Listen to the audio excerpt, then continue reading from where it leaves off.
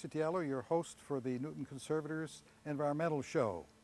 You'll recall that the Newton Conservators alternate monthly with the Green Decade Coalition in presenting a program focusing on the environment, interests in open space, and in areas in Newton which have environmental importance.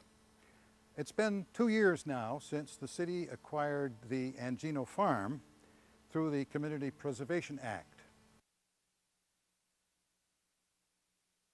Let's go down to Angino Farm, which is now Newton's community farm, and see how things are going. It's a hot day, so I'm going to put on my farm cap and we'll drive down and see how things are going. Hi, Greg. Hi, Chris. I'm Chris Citiello from the Newton Conservators. Welcome to Newton Angino Community Farm. Nice warm day today. Beautiful day. Yeah. I'd appreciate it if you could take me around the farm and bring me up to date on what's going on here at the Angino Farm.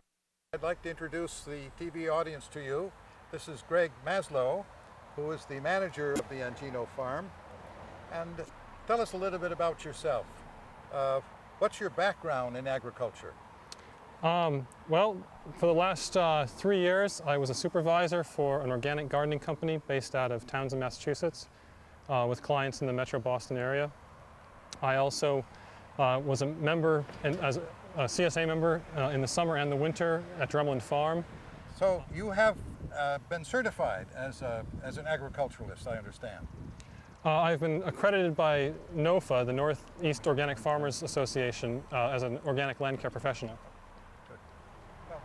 Greg, this has been known as the Angino Farm for many years. It's now officially the Newton Angino Community Farm. That's right.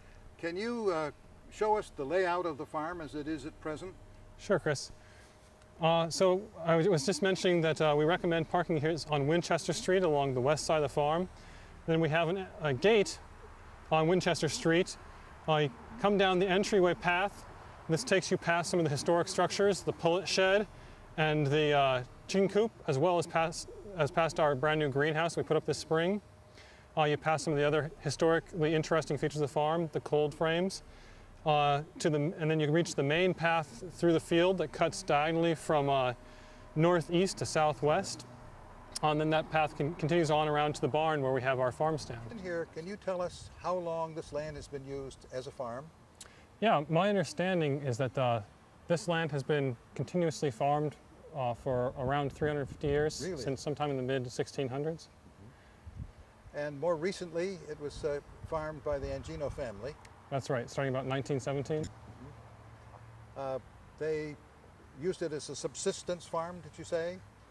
Yeah, my understanding was that the Anginos tried to provide as much as they could for their family from the farm. So in the sort of classic homestead model, they had dairy cattle in the barn, mm-hmm. They had chickens in the chicken coop, and they grew a lot of their produce in the fields as well as selling for the market. I see. And what are we standing before here? These are called hotbeds, and this is how farmers, a lot of immigrant farmers got their seedlings started. Mm-hmm. There are some beautiful 19th century greenhouses in this area. New England is actually, or the Boston area in particular, was a center for experimental agriculture in the 19th century. So the Lyman Estate, for example, has elaborate greenhouses. But this is the model that a lot of the Italian immigrant farmers who came to this area used. This was dug out about 2 feet deep, and the walls were reinforced so it wouldn't cave in. And then in the spring, in February, they would fill it about 18 inches with manure, fresh horse manure. They would put soil over the top, and they would put their seeds into it, like tomato seeds. And then they would cover it with sashes, a glass sash from a window. And at night, they would cover it with blankets for insulation. But the decomposing manure released enough heat that they could actually start tomato seedlings in Massachusetts in February.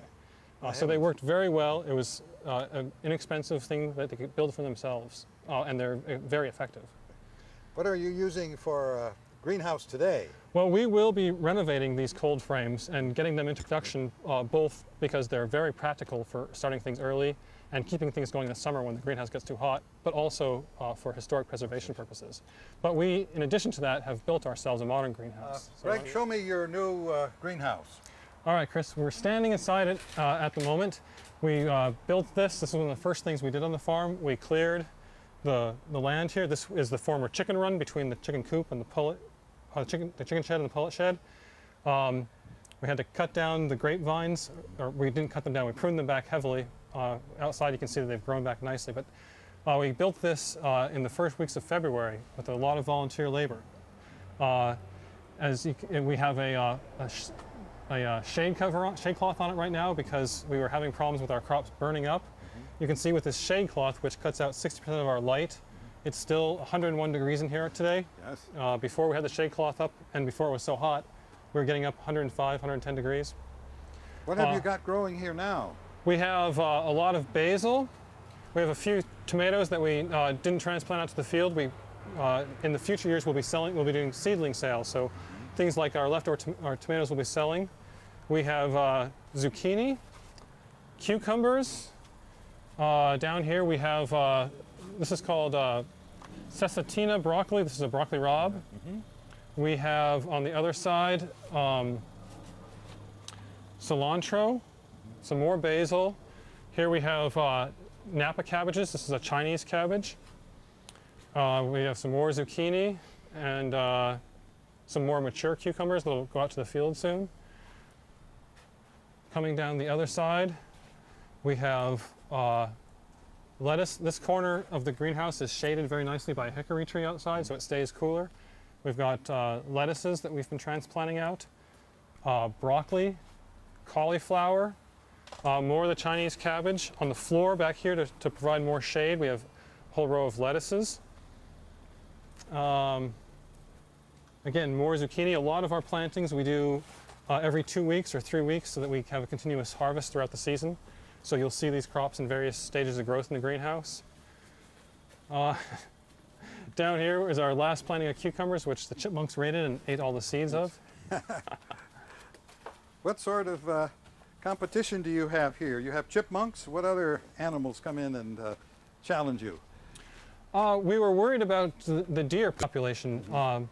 Last fall, before I was hired, the the Newton Community Farm, who operates the farm for the city of Newton, Yes. had the field, which was just a sod field at that point, plowed under Yes. and seeded with winter rye.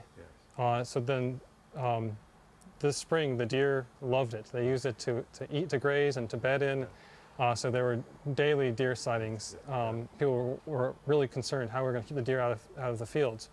We haven't had a lot of problem with the deer, I'm happy to say. They ate our peas early on, so we put a fence around the peas. They ate the beans early on, so we put a fence around the beans. But other than that, we haven't had too many problems. We don't have rabbit problems. There are a lot of red-tail and Cooper's hawks that nest around here, as well as coyotes. Yep. I understand there's 3 coyote dens in this area, so we're some- very lucky. Okay. Well, Greg, here we are walking across the fields proper. Can you show me what is planted on each side now as we go through the farm? Sure. What do you have here? Bordering our main access pathway, we have a double row of asparagus. We have, as well as an immediate concern with growing produce this year, a long-term vision of the farm, which includes perennial crops such as asparagus. Next to the asparagus, we have 2 beds of raspberries. We grow three varieties, a red raspberry, a golden raspberry, and a black raspberry. Again, this is a perennial crop. These will be here for a long time. Do they all ripen simultaneously, or there's a sequence? No, I've selected varieties so that we have a staggered ripening. And these are all everbearing, so they'll produce twice, once in July and again in September. Wonderful. As we walk down here, then we have peppers. This first bed is hot peppers and Italian peppers. We have 2 beds of green peppers and red peppers.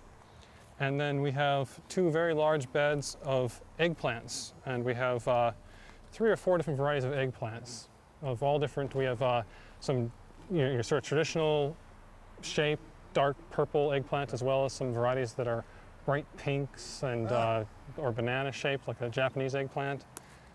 On the east side of the pathway here, we have double dug beds. This is part of a method of agriculture called biointensive agriculture. Volunteers working with myself double dug these beds, which means digging down a foot deep with a spade, removing that soil, going another foot with a spading fork to loosen it, then putting the soil back on top so you have 24 inches of loosened soil. These beds on the west side of the path were created with a rototiller. I see. The loosened soil there is 6 to 8 inches deep.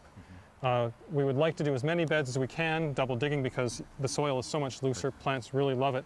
We have 155 of these beds, so it's going to take us a while to get through the double digging. Each of these beds takes about 10 hours to double dig.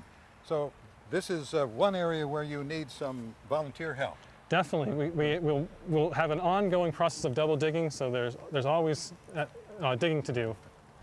The beds on the left here are also in their second crop. Really? These beds had spring peas and greens. Those crops are over with now, so we've dug them out and we've replanted them. You can see there's pole beans have sprouted, so we'll trellis the pole beans. And then in the shade that they cast from the westward sun, we'll grow lettuces and greens that don't like the intense summer heat. So you're having multiple crops here in this same area. That's right. We'll have two produce crops and then a cover crop for the winter. So that's somewhat different image of farming from the traditional ones I grew up with, that you can plant multiple crops in a smaller area. Yeah, on this size property, it's really important for us to do multi-cropping. We have to be sure that we don't deplete the soil. So putting things like the beans in is really good. It replenishes the nitrogen content of the soil. And then we'll do, the third crop will be a cover crop that is a green manure, and will be incorporated in the spring to nourish the soil. And what do you do to help the soil over the winter? Well, the cover crop does a number of things. In the winter, it prevents, so the cover crop is left on over the winter to prevent erosion. And then it is usually a crop that is killed by the cold. So then in the spring, we would turn it under as a manure crop, and it would decompose and replenish the soil. I see. What are you growing here on the right in these beds? On the right, we have tomatoes. We've got 1, 2, 3. We've got 7 beds of tomatoes here. We've got more beds of tomatoes in other places. Each of these beds has 2 rows of tomatoes and is 50 feet long, so that's 700 feet of tomatoes right here, plus the other beds of tomatoes. Beyond that, we have beets and cabbages and zucchini and peppers and herbs. Wow. We have Swiss chard and radishes and lettuce. It all looks pretty healthy. The rain hasn't hurt, I hope, there's been quite a bit of it. The rain's been hard for us. As you can see on our left, this part of the field is just now being tilled. The Angino Farm is lowlands. Right across the Nahanton Street from us is federally protected wetland. So we are sitting not much higher than the Charles River here. So during those heavy rains, we were doing some trenching, and the water table is actually only 12 inches down. So it's been a long process waiting for the soil to dry out enough to work it. But you're right, the plants are loving it. Unfortunately, the weeds are loving it too. Do you have any help in weeding? We definitely have had a lot of volunteers come and help us. Actually, a lot of these tomatoes were planted by volunteers, then they were weeded by volunteers, and they'll be harvested by volunteers. So on a farm this size, even though it's only 1¼ acre, when it's just me working here, we rely on a lot of volunteer help, and we've had a really good response so far. But there's always more work, and so there's always stuff for people who want to volunteer to do here. I think that's one of the reasons that there was support for this farm, that there were many people in the community who wanted to get their hands dirty, working in the soil. Well, we've had a lot of people. We've had some really good volunteers who've come and put in incredible numbers of hours for us already after only 5 months. That's good news. It's very good news. What is this material and where did it come from? This is compost from the Newton composting facility on Rumsford Ave. Our soil is in great shape. The Anginos were wonderful stewards of this land. They put a lot of manure on it over the years. So we really don't need to do anything to the soil. We could just grow our crops the way it is, but we want to continue that tradition of good stewardship. So we're composting before we plant to nourish the soil. And the city has agreed to deliver compost to us from their facility on Rumsford Ave. Wonderful. It's wonderful quality compost. So this is another form of recycling that's going on in Newton. That's right. That's right. And the city has a lot of this stuff available to the citizens of Newton as well as to people living outside the city. Well, Chris, we're here in the lower level of the barn. This is what we call Bay 2. And this is where we distribute food to our CSA. And it's also our farm stand. The CSA distributions happen on Tuesdays and Saturdays on these back tables. And our farm stand is open to the public during the same hours as our CSA distribution. So we're open Tuesday evenings from 3 to 6 and Saturday mornings from 10 to 1. But we're also open and available to sell produce most days of the week when I'm here. I'm here Monday through Saturday.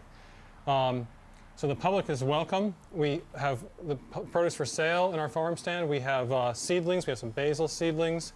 We have cut herbs, and pretty much all the produce available to the CSA is available for sale in the farm stand. Greg, could you tell us a little bit more about how the CSA is set up? What does that mean, CSA? Sure, Chris. CSA stands for Community Support Agriculture, and it's an economic model that was created in Japan and brought to the United States, and was really disseminated through the University of Massachusetts. In the CSA model, people pre-purchase produce for a set price from the farmer in the spring. This allows the farmer, gives the farmer capital to make purchases such as compost and seeds when they need the money the most. And it also gives farms a great degree of financial security.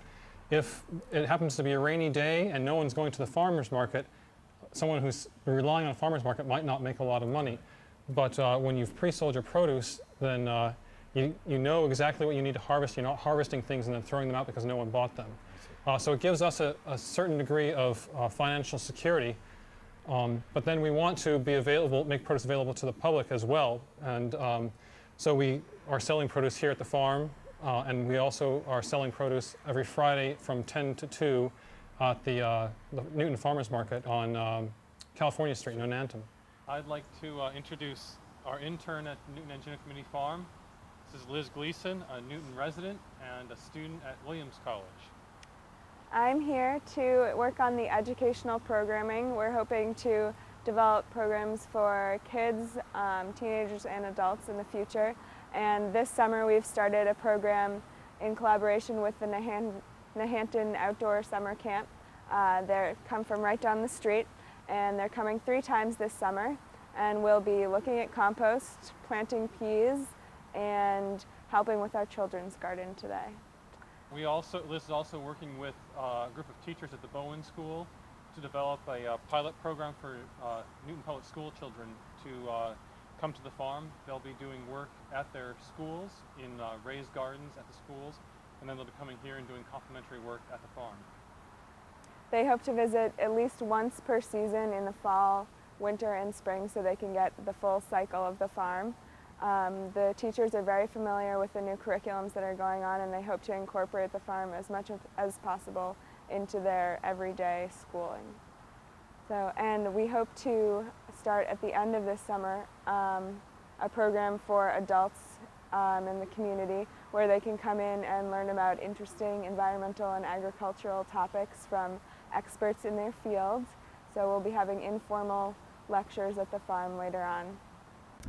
Greg, if people wish to volunteer to help here on the farm, how do they get in touch with you or with Sam Fogel? The best thing to do, I think, is email Sam. He's our new volunteer coordinator at Sam. Let's see, his email is sam@fogel, FOGEL.com. Or you can visit our website, which is newtoncommunityfarm.org, and click on the link for membership and volunteers. And there are volunteer opportunities as well as contact information for Sam. Thank you. You're welcome. I'd like to say also that the Newton Conservators have a website. It's www.newtonconservators.org, and that website has links to the Newton Community Farm also.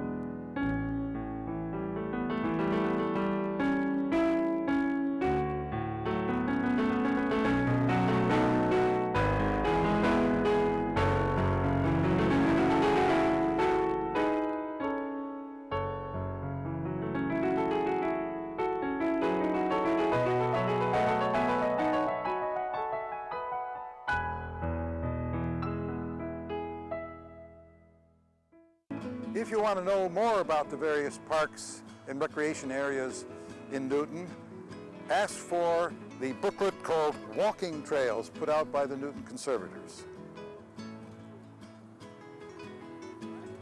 For information about the Newton Conservators programs dedicated to preserving open space in Newton for public use and enjoyment, please visit www.newtonconservators.org. Our website has lots of information about the natural history of our Newton parks, together with all of its walking trails. It also has beautiful photographs and tells about the Conservators' activities. And remember, you can order our Walking Trails booklet online. It shows the trails in all the parks. Each episode of the Environmental Show is repeated for a month on Tuesdays at 11:30 p.m., Wednesdays at 11:30 a.m., Thursdays 4 and 7:30 p.m., and Saturdays at 10 a.m.